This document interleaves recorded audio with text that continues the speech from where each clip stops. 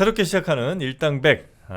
오늘 모차르트와 살리에르의 이야기, 네. 영화 아마데우스로 더 유명한 그 이야기 두 번째 시간 이어서 한번 가보도록 하겠습니다. 이번 시간에도 역시 우리 정박님과 그리고 이 나마의 선생님, 마에스트로 나마의 선생님과 함께 음악 이야기 한번 좀 해보도록 하겠습니다. 저는 그 영화 아마데우스 보면서 아주 뭐 고증이 굉장히 아마 잘 된 것 같아요. 뭐 저는 잘 모르지만 그 시대를 잘 모르지만 뭐 의상이라든지 헤어라든지 아니면 악기 같은 것도 지금 보는 우리가 현대적으로 보는 악기랑은 많이 모습이 좀 다른 악기들이 나오더라고요. 비슷한데 네. 그 피아노가 그게 지금 거보다 약간 작은 겁니까? 네. 사이즈가? 작죠. 왜 그래요? 지금이 한 107키쯤 됩니까? 지금 이제 88건반이라고 보통 얘기를 하는데 88건반입니까? 네. 107은 참 키보드인가? 네. 103 키보드. 네. 그래서 그러니까 이 피아노도 한번 그러니까 그 모차르트가 있었던 데는 이제 고전주의 시대라 그러는데 이 전을 이제 바로크 시대라고 이야기를 합니다. 그래서 이 바로크 시대 때는 줄을 뜯는 메커니즘이었어요. 그래서 현악기들 그 건반 악기인데 이 줄을 어쨌든 때리든지 뜯든지 해야 소리가 발생이 되는데 그래요? 네, 바로크 시대 때는 이제 줄을 뜯는 메커니즘이었습니다. 건반 악기들이. 그래서 그 악기는 이제 합시코드라 그러는데 그 다음에 이제 개량이 된 게 바로 이제 포르테 피아노라고 하는 그 영화에서 볼 수 있는 그 악기입니다. 더 작고 그러니까 이제 메커니즘을 바꾼 거예요. 그래서 이게 뜯는 거는 한 소리밖에 못 내요.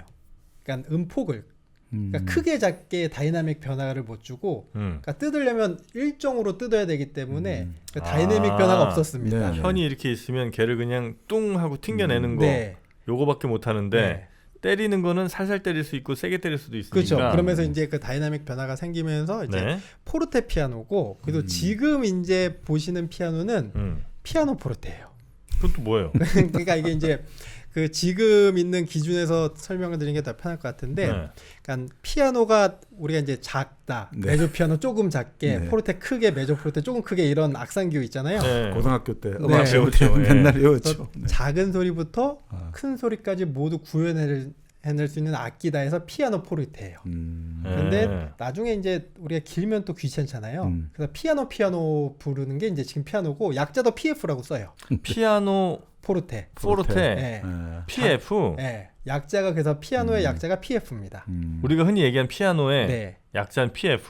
그리고 이 전악기가 바로 이제 그 고전주의 시대 때 나왔던 포르테 피아노인데요.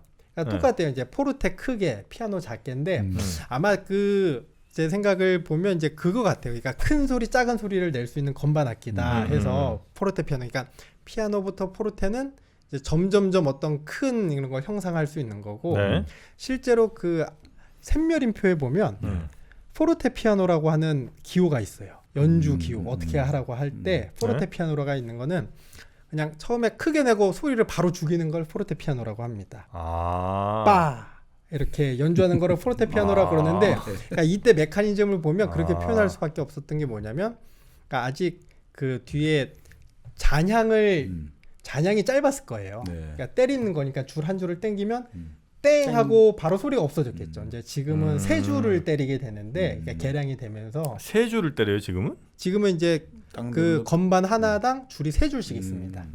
그래요? 그래서 그 세 줄을 한꺼번에 때리니까 그 여운이라고 그래야 되나요? 그 음향 잔향이 오래 가죠.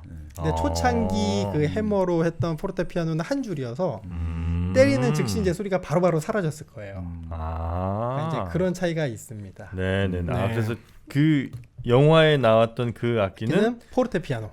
결국 한 줄짜리.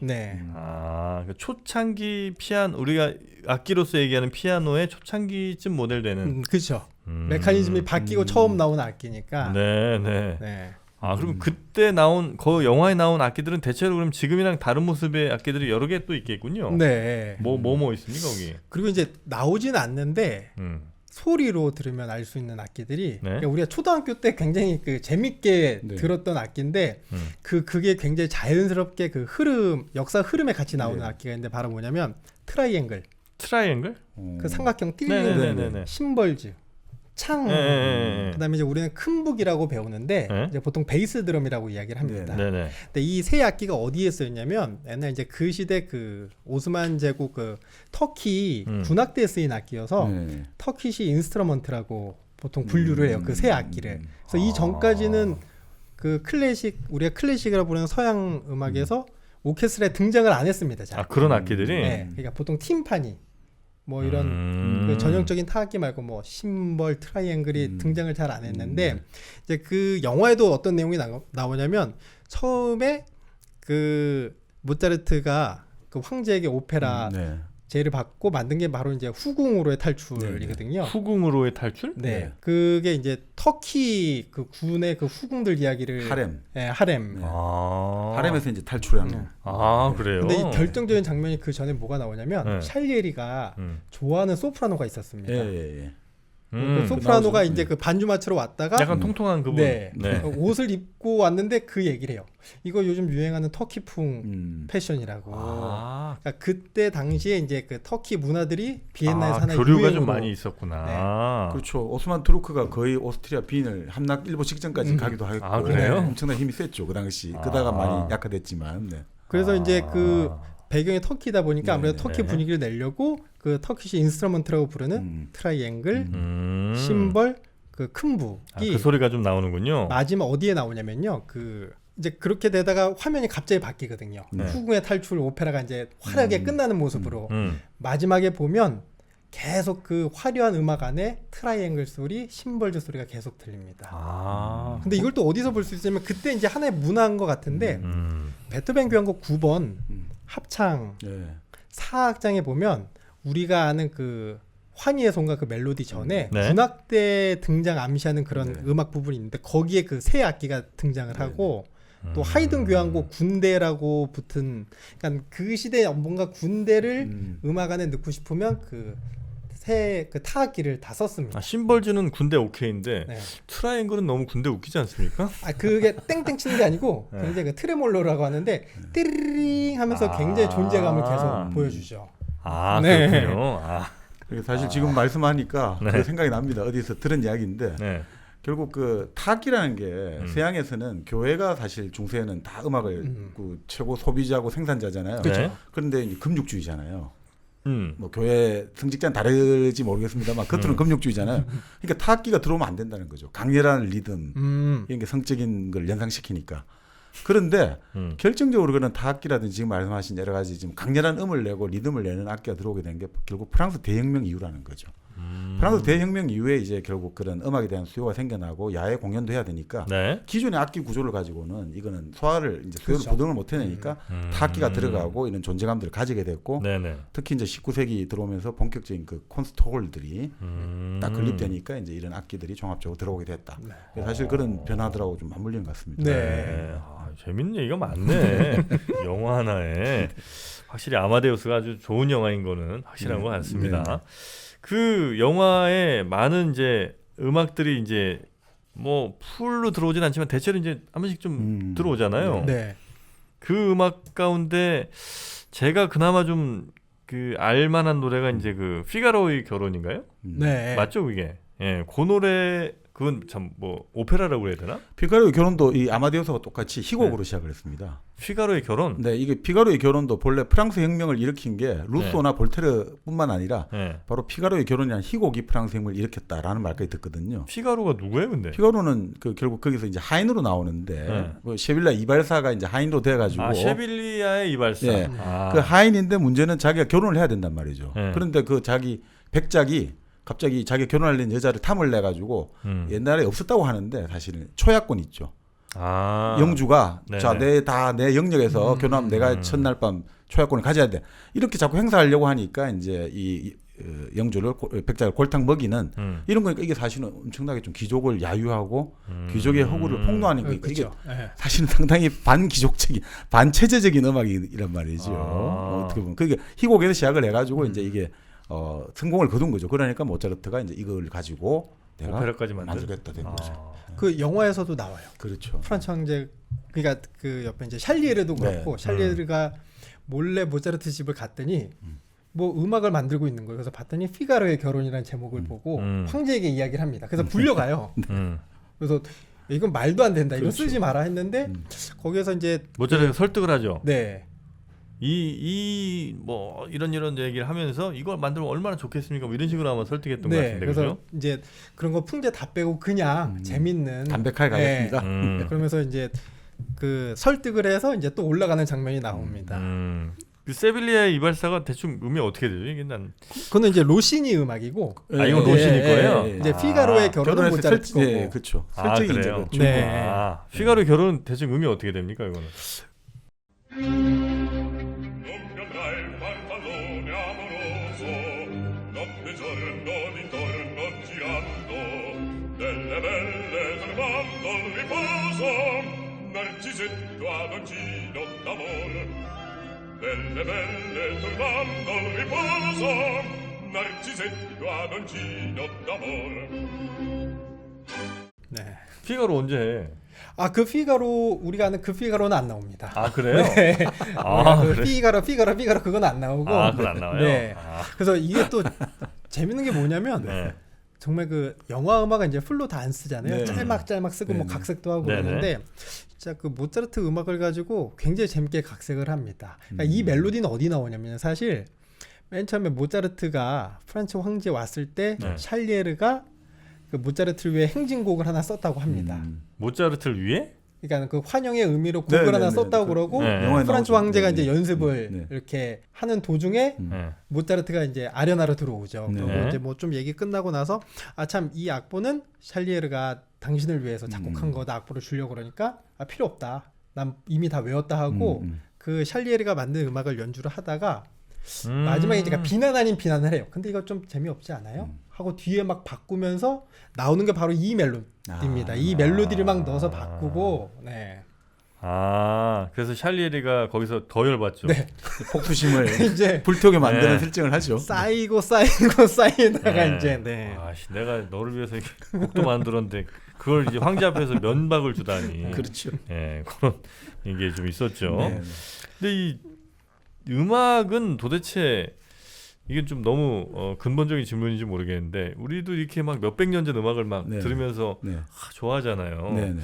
이 음악은 왜 특히 이제 이 몇백 년 전 음악은 우리가 왜 좋아하는 건가? 네. 지금 뭐 우리가 BTS의 다이너마이트 좋아하는 건 이제 우리가 뭐 우리의 지금 뭐 트렌드고 우리의 지금 감정을 잘 표현해 주는 거니까 그렇다 치더라도 네. 네. 한 300~400년 뭐 200~300년 전 음악을 우리가 지금 듣는 건 너무 옛날 노래 아닙니까 사실? 네. 네. 네. 이거 왜 좋아하는 걸까 이거는? 글쎄요. 그러니까 뭐 이게 음악의 기원이랄까, 뭐 음. 음악의 이거 역사를 한번 살펴보면 기본적으로 음악은 이제 인간의 생존하고 아주 밀접한 관계가 있다 이렇게 보거든요. 인간의 생존? 네. 그러니까 그리고 음악을 잘하는 공동체, 잘하는 집단은 다른 집단보다 좀 더 환경에 잘 적응한다는 거죠. 뭐 노동요 뭐 이런 거 때문에. 그것도 있지만 그러니까 결국 음악의 사회적 기능이라는 게 뭐냐 이거죠. 그 하나로 이제 뭉쳐. 그렇죠. 감정의 주는- 변화를 일으키잖아요. 음악은 어떻게 보면 우리가 어떤 명시적인 생각을 명시적으로 하는 건 아니지만 네. 감정 변화를 일으키잖아요. 예를 들어 우리가 시 현장에서 항상 시 노래를 부르고 축구 경기장에 우리가 대한민국 해가 리듬을 맞추고 네네. 이때 이 느낌이라는 것들이 어마어마한 거거든요. 어마어마한 에너지를 만들어내고 그런 것들을 잘하는 공동체가 그걸 못하는 공동체보다 좀 더 환경 어떤 생존 투쟁에서 좀 더 유리할 수 있고 뭐 욕으로 말하면 내 자손을 더 많이 나올 수 있다는 거죠. 그러니까 네. 이게 그 음악을 우리가 말할 때 이런 어떤 형태가 동서양 옛날이나 지금은 어느 문화에서 다 음악이 나오잖아요. 그 왜냐하면 이런 보편적인 것은 결국 인간의 생존하고 깊은 관련이 있다고 누가 말을 했거든요. 그러니까 보편적으로 나타난 거는 그러니까 음악은 결국 그러니까 인간의 생존하고 관련이 깊으니까 나타나는 네. 거고 또 음악은 이제 음악 하시는 분하고 과학 하시는 분은 조금 의견이 다른데 음악 하시는 분은 음악이야말로 언어처럼 인간만이 할 수 있는 거다 이거죠. 인간만이 할 수 있는 게 음악이다. 물론 뭐 과학 하시는 분들은 늑대가 합창을 한다는 거예요. 이렇게 합창을 그리고 하죠. 예. 또 그 뭡니까 오랑우탄입니까? 펑펑펑펑 치잖아요. 리듬 있게. 그러니까 그 리듬으로 치면 리듬만 음악으로 치면 그거 아니냐라고 하는데 그 사실은 음악이라는 게 이제 흔히 말하는 음을 구조화시키는 거잖아요. 좀 뭐 예를 들어 장단도 있고 그리고 뭔가 투직적인 고저도 있고 이런 네. 것들을 하나의 어떤 시간적으로 반복도 하고 변화도 하고 이렇게 이런 것들은 인간밖에 못 한다는 거죠. 이 음악의 실제. 그래서 이건 인간만이 할 수 있는 거다 이거죠. 그렇기 때문에 이 음악의 능력은 결국 인간을 인간답게 만들어주는 거고 결국 생존 능력을 강화시켜주고 그것도 결국 인간은 사회적 동물이잖아요. 네. 같은 감정을 공유해야 되고 그러니까 의사소통으로 그러니까 인간의 집단이 갈수록 확대되잖아요. 네. 한 100명, 150명 덤바라는 인류학자 네네. 150명 정도에서는 충분히 서로 친밀한 어느 정도 되지만 그 이상 넘어가면 안 되잖아요. 네. 그럴 때 일일이 말할 수 없고 서로 가서 머리털 긁어주고 피부 긁어줄 수 없잖아요. 그럴 때는 음악 갖고 해야 된다는 거죠. 아. 이게 눈에 보이지 않는 이 비물질적인 음악을 가지고 사람의 감정을 격동시키고 사람을 들었다 놨다 하니까 이게 잘 되는 집단은 결국 이기는 거죠. 그러니까 결국은 동상을 막론하고 우리가 교양 7과목 뭐 서양의 세븐 리버럴 아츠라든지 동양의 유계라고 하죠. 네. 예악 사어수수 항상 음악이 들어간단 말이죠. 아. 이 음악의 조화라는 것들.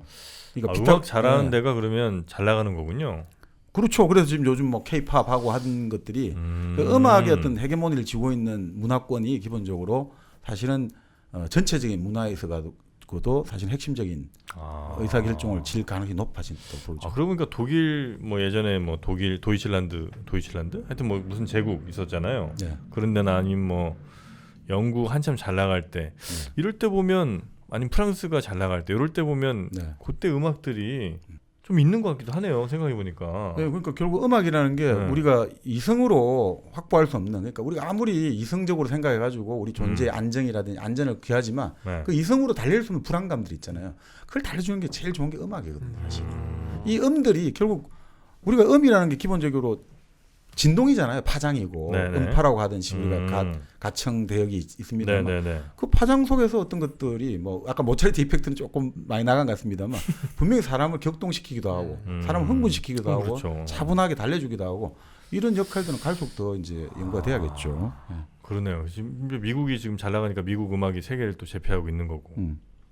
미국이 힘이 세서 미국 음악이 잘 나가는 건지 아니면 미국 음악이 잘 돼서 미국이 잘 나가는 건지 잘 모르겠습니다만 여튼 그 음악이 사람들의 그 생존을 그렇죠. 더 네. 유리하게 만든 효과가 있다. 네. 뭐 그거는 뭐 그럴 수 있다 치는데 네. 그러니까 음악이라는 건 내가 예를 들어 뭐 20살 때 들었던 음악 그걸 이제 떠올리면서 같이 추억하고 뭐 이런 거잖아요. 네. 근데 그 300년 전엔 나는 살지도 않았고 아무 경험이 없잖아요. 그렇죠. 걔는 왜 좋아하냐고 제가. 그러니까 이게 참 특이한 게요. 네. 우리가 진짜 사실 그러니까 이게 우리가 지금 뭐 지금 우리 남아인님 모시고 이런 얘기하면 좀 정말 너무 주름을 번데기가 잡는 것 같은데 네. 근데 이럴 수가 있다는 거죠. 어느 음악 사역자 했던 이야기 같은데 음악이란 거는 지극히 동시대적인 현상이라는 거예요. 음악이? 음악은 이게 세대를 넘어서 가기가 힘들다는 거예요. 무슨 말씀이냐면 네. 음악은 아까 말씀드렸지 감정에 영향을 주는 거잖아요. 네. 그렇기 때문에 어떻게 됩니까? 말로 나타낸 것을 표현할 수 없는 감정을 우리가 공유하기 때문에 지극히 같은 시대에 사는 사람들만 공유할 수 있다는 거예요. 음악은? 예, 그래서 우리가 그럴 것 같네요. 예, 그러니까 사실 음악은 지극히 여기 아주 특수한 거거든요. 근데 왜 갑자기 지금 몇백 년 전 사람이 만든 노래를 이렇게 우리가 듣냐 이거죠. 클래식. 예, 클래식도 그렇고. 그러니까 사실은 우리 예전에 동양의 사마천이 그런 이야기 했는데 노래는 새로운 노래가 좋고 술은 오래된 묵은 술이 좋다 했거든요. 네. 그럼 무슨 말이냐면 노래는 새로운 게 좋다는 건 지금 시대 우리 감정을 나타내야 되니까 그래서 노래는 계속 바뀌어야 된다 했거든요. 그때도 신곡이 유행했군요. 그럼요. 왜냐하면 그게 우리 감정을 드러내야 되니까. 옛날 사람 감정을 지금 우리가 알아서 뭐 할 거냐 이거죠. 네. 그런데 왜 이게 됐냐니까 이게 지극히 서양적인 현상이라는 거예요. 19세기에 들어와 가지고 이게 유럽을 중심으로 해 가지고 예전의 음악들에 대한 연구, 발굴이 붐을 이뤘다는 거예요. 19세기? 19세기에 들어와 가지고 그 대표적인 게 제가 이제 듣기로는 맨델스존이 바흐를 발굴했다는 거예요.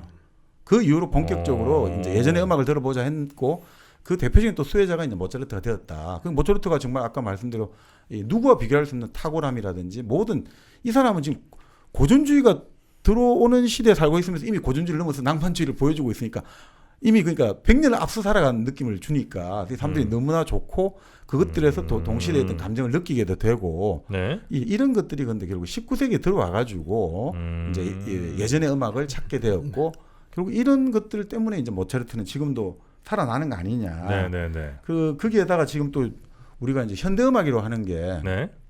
뭐 현대 음악이 이제 뭐 19세기 이전부터 그런 현상이 있었다지만 정말 우리가 전 다 음악을 잘 모르지만 특히 현대 음악 뭐 셴베르크 이런 거는 저 이해를 못 하겠거든요. 이게 너무나 모든 뭐 기존의 음악 문법을 다 파괴해버리고 막 이 듣기가 거북한 소리가 나오잖아요. 그러니까 그런 것들이 또 하니까 물론 뭐 새로운 걸 창조해야 되고 또 세계 대전을 일으키면서 너무 사람들이 음악 뭐 이게 뭐 우리 인간이 이렇게 들어온데 음악만 좋으면 뭐 할 거냐 이런 것들이 맞물려서 현대 음악이 여러 가지 변화가 있지만 네. 또 그게 너무 지금 힘드니까 역시 모차르트가 이게 좋은 거 아니냐 뭐 이런 이야기도 하고 결국 그러니까 모차르트도 어떻게 보면 물론 이제 시대를 초월해서 그런 네. 아름다움도 있겠습니다만 어떤 역사적으로 보면 19세기 이후부터 예전 노래를 발굴하고 예전 노래를 향유하게 되면서 항상 음악이라는 건 본래 동시대의 노래를 향유하는 건데 그때부터 이게 발굴 작업이 시작됐군요. 요거 어떻게 공감하십니까? 네, 그 맞아요. 그 시기적으로 좀 보면 이제 아까 네. 말씀하신 것처럼 이제 맨델스 존이 이제 네. 바흐를 재발견하면서 네.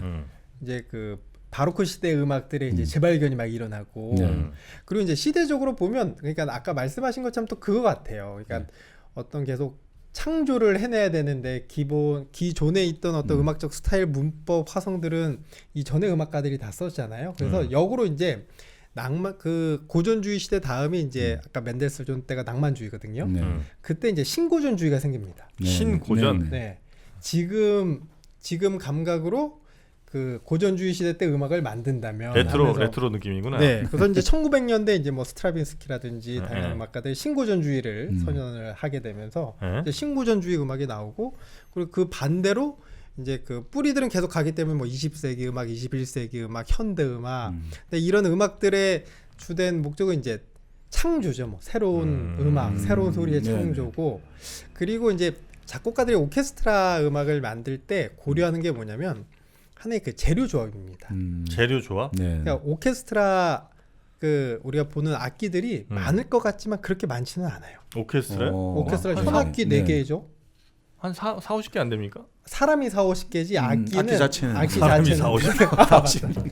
사람이 이제 40-50명인데 네. 악기 자체는 그렇게 많지 않거든요. 아, 종류가? 네. 금관악기 뭐 5개, 목관악기 4개, 그다음에 바이올린 4개 종류 해봤자 10몇 개, 많아야 20개 이하인데 아, 그래요? 이 20개 이 악기의 조합으로 몇백 년 동안 음악을 만들어냈잖아요. 그러니까 새로운 그런 음악 사운드를 위해서 그래서 뭐 다양한 악기들이 이제 개발이 되기 시작합니다.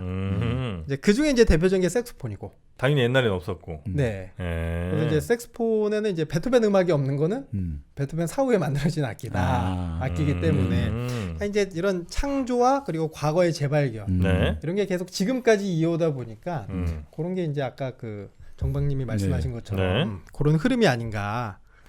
아, 그런 그러니까 예전 음악을 그렇게 즐기고 재발견하고 하는 것처럼 사실은 이제 우리 요즘 이제 2월, 3월 뭐 지나고 이제 한 봄이 막 시작되는 4월쯤 되는 거 아니겠습니까? 네. 4월 말.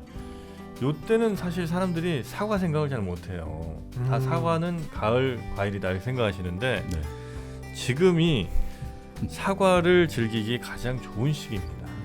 놀랍지 않습니까? 네. 그거는 바로 영주 은하수 사과만 가능하다는 얘기입니다.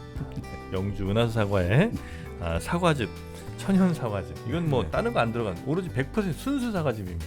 클래식 사과즙이죠 한마디로. 그렇죠. 네. 그 사과즙 지금 할인 행사를 좀 하고 있으니까요. 네. 뭐 할인해서 은하수 사과 한번 드셔보시면 아마 과거에 사랑했던 그 사람들 그리고 뭐 좋았던 관계들 다 생각나실 겁니다. 신사과주의 뭐 이런 거. 네. 네오 애플리즘. 네. 은하수 사과 많이 사랑해 주시고요. 영주 은하수 사과 한번 인터넷에 검색하시면 대단히 감사하겠습니다. 그래서 우리가 200년 뭐 300년 전 음악을 계속해서 이렇게 찾는 이유가 뭐 그런 데 있군요. 그리고 그 중에 아주 중요한 거 하나는 원래 이렇게 막 100년 전에도 200년 전에도 계속 좋아했던 게 아니라 그 한 19세기 그때쯤에 맨델스존이 바흐의 음악을 소환하면서 그때부터 옛날 음악에 대한 클래식 음악에 대한 붐 같은 게 좀 더 많이 형성이 됐다. 네, 그것도 이제 뭐 근데 모든 문화들이 이제 재발견을 다시 하고 가공을 하고 그렇죠. 그런 시기를 겪으면서 이제 완성이 된 게 이제 지금 시대고. 네. 그래서 우리나라에서는 조금 클래식이 더 외면받는 이유 같기도 해요, 사실은. 우리 사회에서? 우리나라에서. 우리나라에서? 그러니까 이제 서양 음악이다라는 전제를 빼고 나서 그러니까 우리나라에서 특수성을 본다고 하면 그러니까 어찌됐든 유럽에서는 발견, 재발견, 뭐 재가공, 창작하면서 쭉쭉쭉 같이 역사를 같이 해왔는데 근데 우리나라에서는 보통 이제 그러니까 양악대가 들어온 거는 그러니까 군악대가 들어온 거는 이제 1901년이고요. 그때 이제 에케르트라는 이제 독일 사람이 오면서 그때 처음으로 우리나라에 이제 고종황제 악대가 생기면서 그때 아, 독일 그래요? 음악들이 그때 처음 우리나라에 보급이 됐고 그리고 이제 45년 뭐 그 근방에 이제 우리나라 오케스트라가 처음 생깁니다. 아, 그래요? 그러니까 이제 45년은 벌써 뭐 서유럽권에서는 현대 음악, 뭐 미니멀리즘 뭐 이런 그러니까 다 어떤 음악들이 완성된 상태에서 우리나라에 들어오다 보니까 우리는 조금 더 이제 완성된 걸 보니까 공감하기 어렵다. 그런 흐름을 못 쫓아가서. 그러니까 아무래도 이게 결국 그러니까 결국 서양 음악이 지금 어떻든 네. 지금 현대 음악의 주도권을 갖고 있는 건 사실이잖아요. 클래식 음악의 주도권. 근데 그 지금 말씀대로 그런 특성들하고 좀 관련이 있는 것 같아요. 예를 네. 들어 가지고 서양 음악은 뭐 제가 잘은 모릅니다만 화성 하모니가 참 중요하잖아요. 그렇죠. 다른 음을 동시에 올려 가지고 이제 이걸 하는 게 중요한데 우리가 보통 우리 음악 같은 경우만 해도 기본적으로 리듬이라든지 멜로디는 있지만 화성이라는 개념은 좀 약하잖아요. 네. 근데 서양 음악은 예전 교회에서 여러 사람이 노래를 해야 된단 말이죠. 그 노래를 하려니까 악보가 필요하잖아요. 여러 사람이 같이 노래를 해야 되고 하니까 또 동시에 이제 화성이 중요해지고 네. 그러다 보니까 이 악보가 필요해지니까 이제 기보법이 발달하게 되고 그 기보법이 나오니까 결국 이제 악보가 중요해지게 되고 악보가 중요해지니까 결국은 이제 연주자보다 작곡한 사람이 중요해지는 거잖아요. 작곡자가 이제 주도권을 가지지 내 거를 갖고 잘 해석을 하는 게 이제 잘 해석을 하는 게 중요해지니까. 네. 그러니까 결국 이 어떤 그 책을 찾아보니까 10세기 네. 전후로 해서 이런 다성음악이라든지 기보법이라든지 그리고 작곡자의 어떤 그 창조자로서의 어떤 작품을 만들어낸다. 이런 개념들이 만들어지면서 이제 이게 발전을 해왔고 네. 그러다 보니까 지금 말씀드린 이제 서양 음악에서는 그거 자체가 이제 지금까지 우리 동양에서도 음악이라는 건 항상 악이라는 것은 교화수단이란 말이죠. 통치자의 교화수단. 예를 가지고는 사람을 차별하고 구별하고 악을 가지고는 사람들을 함께 모은다. 여민락. 군주는 백성과 함께 악을 즐기는 거거든요. 그러니까 그런 통치수단. 맨날 사람을 쪼을 수는 없잖아요. 같이 좀 마음을 터놓고. 네. 그럴 때 이제 음악이 중요했는데 이 서양 음악은 이 전통을 가지고 내려오다 보니까 결국 그것들이 이제 사회 변화와 맞물려 가지고 사회적 역할, 기능에서 벗어나서 감상하는 것 자체로 하나의 어떤 예술의 자율성이 만들어지게 됐다는 거죠. 그러니까 이제 그런 것들이 다양하게 이게 나갈 수가 있고 우리 같은 경우는 그런 전통하고는 조금 다른 방향으로 발전하다 보니까 지금 사실 이 서양 음악이 이렇게 나오는 게 사실 우리가 이게 어떻게 보면 고역이잖아요. 물론 서양 사람도 클래식 음악을 처음 듣는 거를 이제 귀족의 아니면 부르주아의 자기 수양 수단이었다는 거죠. 이 음악을 한 2시간씩 3시간씩 계속 듣고 있으면 자기 수양이 된다는 거죠. 그렇죠. 참을성이 길러지니까 뭐 그런 이야기 나오는데 지금 우리 입장에서는 역사적 맥락에서 갑자기 떨어져 가지고 이걸 나오니까 네. 이게 사실은 감상의 훈련이 필요하지 않습니까? 네. 그죠? 그냥 없이 들으려면 들어집니까, 그죠? 그러니까 이제 이해할 그래야 시간이 예, 그래서 좀 그런 게 아닌가 이런 생각이 듭니다. 예. 아, 이게 클래식 음악은 어쨌든 아무것도 모르는 사람이 들으면 조금 어렵고 불편한 건 사실이군요. 아니, 당연하죠. 네, 아. 그거는 이제 전제를 하고 그렇죠. 네, 이거 너무 우리 시대에 맞지 않는 네. 음악이기도 하고. 네. 아. 근데 그걸 그렇게 직업으로 삼으시면 어떻게 그래요? 근데 이게 그러니까 저도 그러니까 정박님처럼 뭔가 이렇게 이론적 베이스로 아직 풀지는 못한 거긴 한데 네. 이게 이렇게 들으면 들을수록 네. 좀 다르긴 해요. 네, 네. 아, 클래식 음악에 네.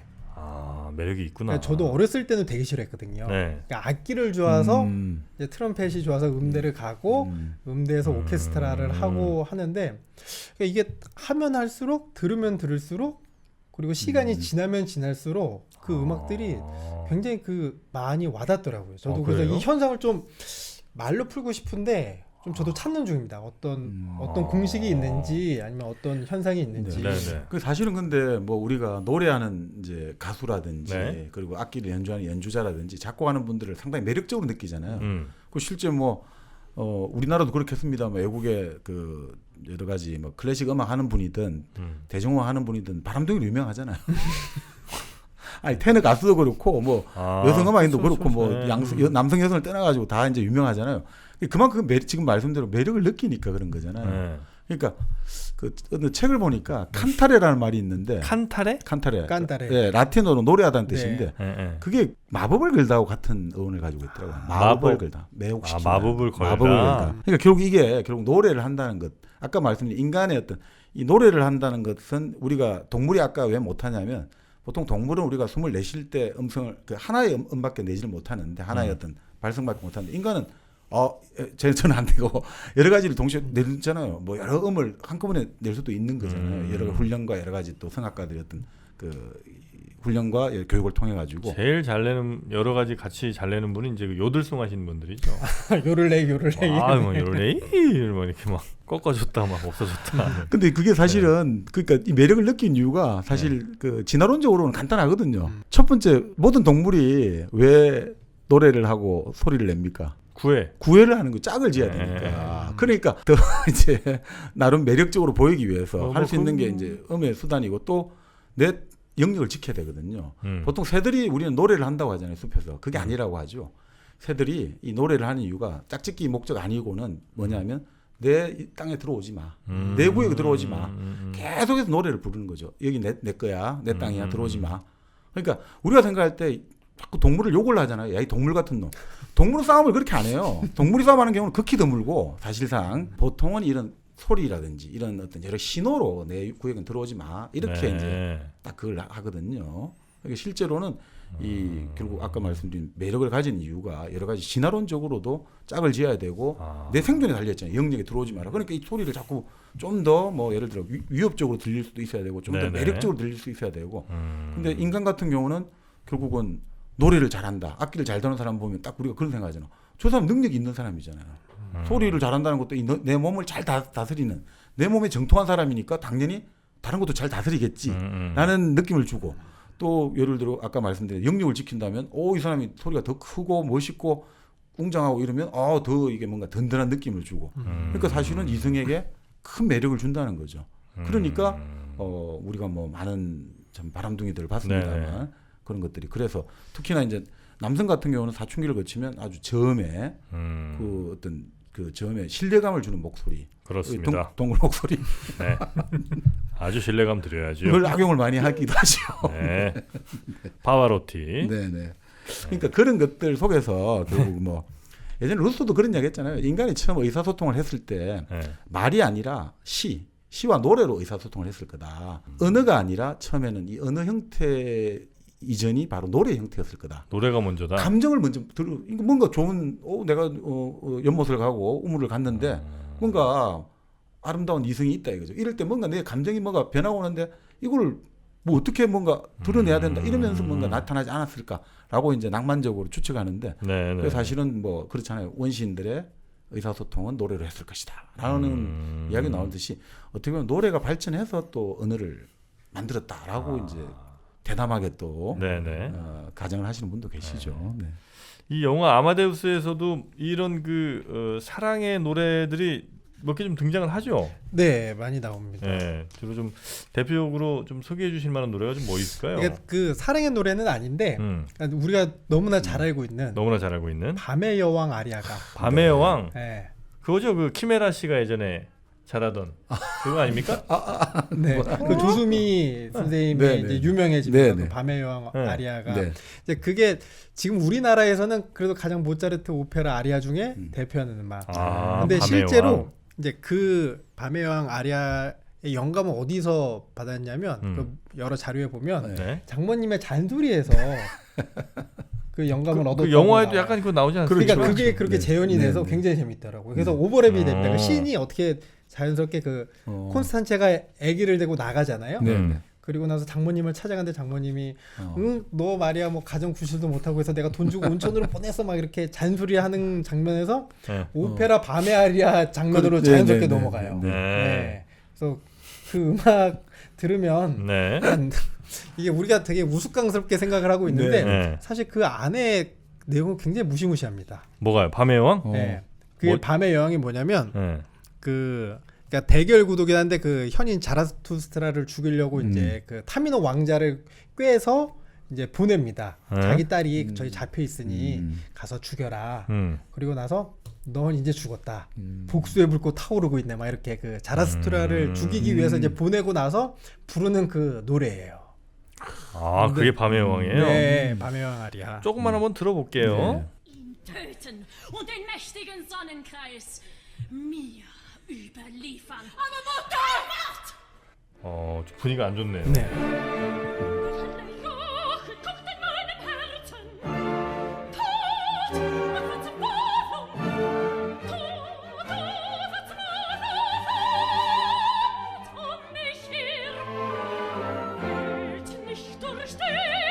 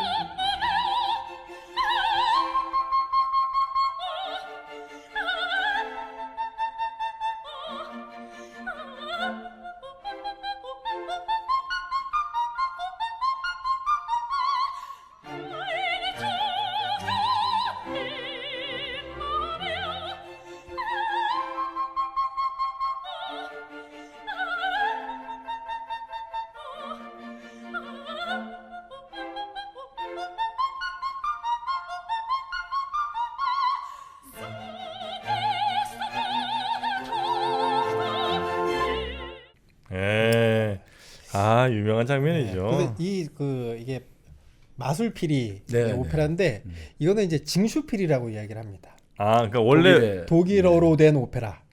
아 네, 원래 오페라 이제- 원래 제목이 이제 마술피리인데 네.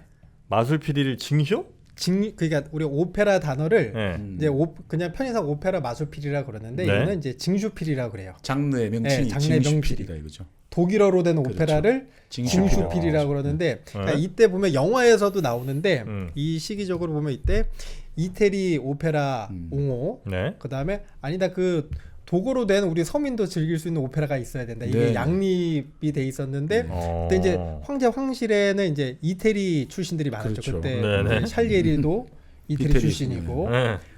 그래서 이제 이때 문화적으로도 그렇고 그래서 그 독어로 만든 오페라가 바로 그 징슈필이라고 부르는 이 마술필이 네. 네. 그렇게 문화적 배경도 함께 나오더라고요 영화에서도. 그렇습니까? 네. 네. 그리고 이제 이 독어 오페라를 만들면서 어떤 게 또 달라졌냐면 네. 중간에 대사를 넣습니다. 이태리 오페라는 왜 우리가 말하듯이 노래하는 노래가 레스타티보 들어가야 되는데 그죠. 여기는 네. 대사가 들어가기도 하죠. 그러니까 원래 네, 오페라 네, 보면 네. 이제 그 아리아를 하고 네. 중간에 이제 상황 설명을 할 때 레스타티보라고 흔히 우리가 뭐 노래하듯이 말하는 거 그렇죠. 있잖아요. 아. 네. 이제 그렇게 연결이 됐던 게 이태리 오페라의 특징이었는데 네. 모차르트가 이 징슈피를 만들면서 중간에 아예 그냥 끊고 대사를 해요. 그러니까 우리식으로 해석하자면 오페라는 모든 대사가 노래로 생각하면 네. 되고 징슈필은 대사가 아예 진짜 대화처럼 평소처럼 뮤지컬처럼 네, 노래는 노래, 대화는 대화. 네. 그러니까 이게 독일어로 만든 것도 그렇고 이제 그때 비엔나가 이제 도곡권이니까 네네. 그러니까 모든 사람들이 함께 즐기고 놀 수 있는 그런 오페라를 만들기 위해서 징슈필이고 그 어려운 그런 거 말고 그냥 대화체로 네네네. 이렇게 만들어진 그 오페라가 바로 이제 마술필입니다. 아 네. 그렇습니까? 야, 이거 뭐 확실히 그 클래식 전문가 아, 오시니까 이게 징슈필 아주 풍부해집니다 이 이야기가. 자 일단 마술피리의 그 밤의 여왕, 아리아라고 흔히 이제 이야기를 합니다. 네, 밤의 여왕. 이게 이제 장모님 잔소리에서 네. 자네는 뭐 하고 있나 뭐 이런 게 이제 아이디어를 차용했다 이거죠. 네. 재밌는 에피소드가 있고 네.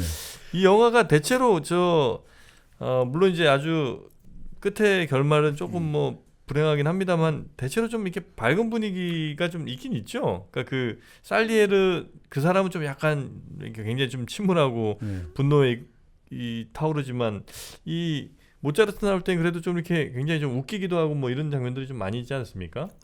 네, 그 몇 개 있긴 한데 되게 이 시각이 조금 다른 것 같아요. 아 그래요? 네. 그러니까 이게 모차르트 시각으로 영화를 만들었으면 별로 재미없었을 것 같은데 네. 우리가 보통 사람과 같은 샬리에르가 질투하는 시각으로 모차르트를 네, 자꾸 네, 바라보다 네. 보니까 아. 모차르트의 우스꽝스러운 모습도 보는 거고 지금처럼 이제 장모님한테 잔소리를 받으면서 야, 쟤 뭐 또라이 아니야? 저럴 때는 혼나야지. 저걸 영감으로 받아서 음악을 만들다니 이제 이런 시각도 생길 수 있는 게 아마 샬리에르 시각으로 바라보다 보니까 또 이런 재밌는 장면도 있는 것 같아요. 네. 사실 이게 영화가 이제 86년에 한국 그 개봉되고 네. 여러 이제 평가가 나오고 평론이 나왔는데 제가 지금 기억나는 게 그때 이런 게 기억이 나요. 그러니까 대부분 이제 우리는 천재와 범인, 선택받은 사람과 선택받지 못한 사람 이런 식으로 갔단 말이에요. 재능 네. 있는 사람과 재능 없는 사람 뭐 이렇게 봤는데 그때 참 제가 인상적이었던 게 그 충북대 철학과 교수로 계셨던 지금은 이제 변상 공동체 활동하시는 그 윤구병 선생님이었죠. 그분이 이제 그런 글을 쓴 거예요. 네. 보통 영화를 보고 나서 너는 살리에르에 다 공감한다 이렇게 되는데 자기는 그러니까 그분은 생각이 좀 다르다는 거죠. 모차르트는 무엇을 상징하냐 이거죠. 그건 천재가 아니라는 거예요. 모차르트는 새로운 역사의 진보를 상징한다는 거죠. 그래서 모차르트는 대주교에서 그 자리를 박차고 나오고 자기가 일단 대중들과 만나고 귀족들하고 물론 접점을 하지만 대중도 만난다 이거죠. 그러니까 아인슈타인도 그런 이야기를 했다고 하거든요. 아인슈타인이 모차르트 음악 되게 좋아했는데 모차르트 음악 분석하다 보면 한 번은 정말 자기 독자적인 걸 탁 냈다가 또 한 번은 또 귀족들 약간 군이 좀 맞춰줬다가 그렇게 이렇게 계속 이렇게 끊임없이 타진해가면서 자기 세계를 구축해 나가는 사람이다. 그래서 천재라는 거예요. 자기가 보기에는. 그냥 내 마음대로 할 거야 이게 아니고 끊임없이 시대와 흐름을 타되 변하지 않는다는 거죠. 말 그대로 불력 유행. 자기 원칙을 가지되 흐름을 잘 타는 그런 사람이었다. 그래서 천재다 이렇게 하는데 네. 그게 사실 그 모차르트는 결국 새로운 다가오는 시대 그것들을 결국 상징하는 사람이다. 천재와 범인이 아니고 그렇죠. 귀족과 왕실을 이제 거부하고 그 대중으로 나아간다. 그런 네네네네. 대중의 선택을 받은 거고 살리에르는 기본적으로 이 사람은 신을 자꾸 이야기하는데 그 신이 상징되는 거는 기독교 중세의 기독권 질서 아니냐. 구체제. 구체제. 거기서 벗어날 생각이 없다 이거죠. 계속 왕과 귀족에만 잘 보여야 되고. 그리고서 나중에 그 영화에서 보면 왜 내가 너희들을 대변하니라. 그 사람들 아무도 모르잖아요. 그렇죠. 그게 뭐냐면 그거 막 다 잊어버리잖아요. 그 뭡니까 파더에게 신부님에게 뭐 이거 채워보고 하니까 자기만 모르는데 모차트 막 네. 아이네 클라이네 나우트입니까? 그 바로 알아듣잖아요. 바로 흥얼흥얼 같이 그리잖아요. 네네네. 그게 결국 뭔 차이냐 이거죠. 역사의 어떤 진보에 같이 가는 사람과 역사의 진보를 거스르는 사람의 차이다. 그래서 모차트 사랑을 받는다. 물론 이건 좀 너무 음악 사역적인 설명이긴 합니다만 네네. 모든 사람들이 천재와 범인의 구도로 이야기할 때 모차트가 상징하는 역사의 진보와 그 살리에리가 상징된 역사의 반동 네네. 이것들을 우리가 좀 볼 또 필요도 있다 이런 생각이 들긴 합니다. 그것도 아주 새로운 재밌는 얘기네요. 역사의 진보. 그러니까 진보적인 혹은 뭐 진보를 이뤄낸 사람들이 어떻게 했는지 그리고 이제 그걸 막으려는 사람들은 또 어떤 태도를 취했는지 이런 것들이 이제 나오긴 나오네요. 아니 물론 이제 뭐 그렇긴 합니다만 또 이게 정신분석학적으로 보면 네. 그럼 모차르트나 살리에르는 같은 사람인 거죠. 같은 존재죠. 뭐가 또 왜 그래요? 그러니까 모차르트는 말 그대로 네. 원초적인 욕망, 이드에 막 충동, 욕망이 다 분출되는 거고 살리에르는 초자한 거죠. 막 이거 지시 내리고 이거 규칙시켜야 되고 사실 그러니까 우리 관객은 보면서 그 에고의 역할을 중간에 타협을 하고 야 모차르트와 살리에르 사이에서 우리는 적절하게 조절을 하는 게 우리 오늘 살아가는 지혜 아닌가. 그렇게 심리학적으로 보기도 하고 그럴 수도 정신분석학적으로. 네. 이만한 저 영화 그러니까 음악을 다룬 영화가 또 있습니까? 그 베토벤 이야기도 있어요. 네네. 불멸의 연인이라고. 본 것 같다. 네, 그거. 그것도 이제 이거 같은 픽션이에요. 네네네. 그 하일리겐슈타트 유서를 가지고 네네. 역추적해가는 이야기인데 그렇죠. 비서가. 네. 근데 그러니까 사실과는 지금처럼 사실과는 다른 네. 이야기 구성으로 가지만 그 안에 어떤 음악적 요소 이야기라든지 그런 네, 이야기가 네, 네. 굉장히 또 잘 풀어져 있습니다. 그 베토벤 음악들도 다채롭게 굉장히 많이 들어가 있고 되게 그 영화도 한번 이 아마데우스를 보시고 네. 나중에 이거 재밌는데 비슷한 거 뭐 없을까 할 때 그때 또 찾아보시면 굉장히 재밌을 것 같아요. 불멸의 연인. 네. 여담입니다만 네. 그 사실은 이제 1991년에 이제 소련이죠. 소비에트가 이제 몰락을 하고 92년부터 이제 당시에 여러 이제 진보적인 학생들이라든지 그 사회단체들이 이제 많이 이제 이념의 거처를 잃어버렸다 이거죠. 네네네. 사회주의는 이제 실패한 걸로 했을 때. 근데 그때 이 사람들이 사상을 어떤 정서적 도피지로 삼았던 게 베토벤이에요. 왜? 그 베토벤이 결국은 보여줬던 게 결국 새로운 세계로 나아가는 걸 보여줬다 이거죠. 네. 그래서 결국 그 베토벤이 마지막 그 합창이라든지 이런 데서 모두가 하나 되고 이런 걸 보여주고 했기 때문에 이 베토벤을 그 당시 엄청나게 조명하고 사람들이 또 그 전기도 찾아 읽고 많이 결국 위안을 얻었다고 하거든요. 네네. 이 베토벤도 결국 상징하는 게 사실은 좀 새로운 것들 그리고 새로운 시대. 그러니까 베토벤을 특히 뭐 그런 이야기 있잖아요. 괴테와 거의 동시에 살았는데 괴테 선생님으로 불렀죠. 베토벤이 좀 연소하니까. 네. 근데 뭐 한번 예전에 드린 말씀 같은데 귀족을 만났을 때 괴테는 인사를 하고 베토벤은 인사를 안 했다. 네, 그 이야기. 그리고 나서 괴테한테 왜 선생님은 저런 귀족 나부랑이한테 인사를 하십니까? 하니까 괴테는 뭐, 나는 그 유럽의 전통에 경의를 표한 것이지 저 개인에게 경의 표하지 않았다. 그만큼 이제 베토벤은 좀 이제 반항적이고 제항적이었다. 그래서 그런 이야기도 하지 않습니까? 베토벤이 어떤 귀족하고 싸움이 붙었는데 네. 막 귀족이 뭐라 하니까 너 뭔데 이렇게 금방지고 뭐 이러냐니까 딱 한마디 하잖아요. 당신 같은 귀족은 당신은 당신 힘으로 된 게 아니지 않느냐. 당신 그 부모 잘 만나가지고 수많은 귀족이 있다. 그렇지만 나 베토벤은 나의 힘으로 영원히 이거는 기억된다. 그러니까 내가 왜 당신 앞에 내가 주눅들 고개를 필요가 뭐가 숙여야 있냐. 되냐. 주는 없다는 거죠. 그러니까 베토벤의 또 그런 맞아요. 것들을 되게 좋아했다고도 하죠. 이 베토벤 보면 이제 그 음악사 시기적으로도 네.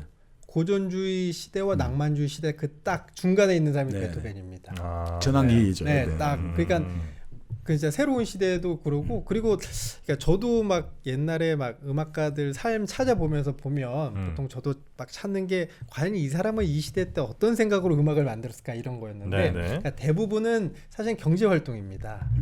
근데 베토벤은 음악 만들면서도 이거는 인류를 위한 음악이다 이렇게 처음부터 생각이 좀 달랐던 진짜요? 음악들. 네. 어떤 그 지금 아마데우스 이것도 이제 네. 어떤 자료기는 하지만 그 마지막 모차르트 레퀴엠으로 시작되는 이야기가 네, 이제 네. 모차르트 레퀴엠으로 그렇죠. 끝나는데 네. 이거를 만들게 된 것도 하나의 의뢰였거든요.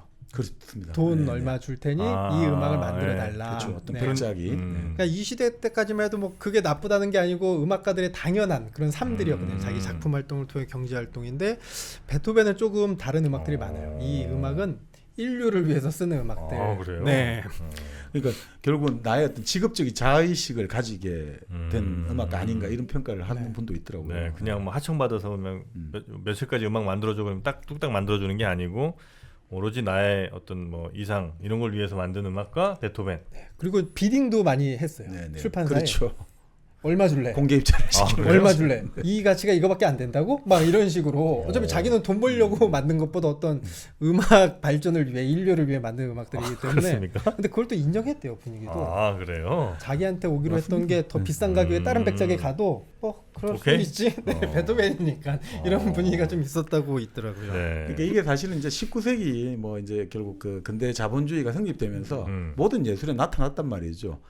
결국 예술의 상대적인 자율성, 독립성이 그 18세기, 19세기에 확보되기 시작했거든요. 그러니까 그 전에는 아까 말씀드린 대로 문학 하는 사람이든 음악이든 그림 그리는 사람 다 귀족이라든지 교회라든지 왕실에 종속되어 있었는데 결국 산업혁명을 통해 가지고 네. 인쇄혁명을 통해 가지고 결국 이제 귀족 신분 사회가 해체되고 그러니까 이제는 나의 뒤를 봐줄 귀족이 없단 말이죠.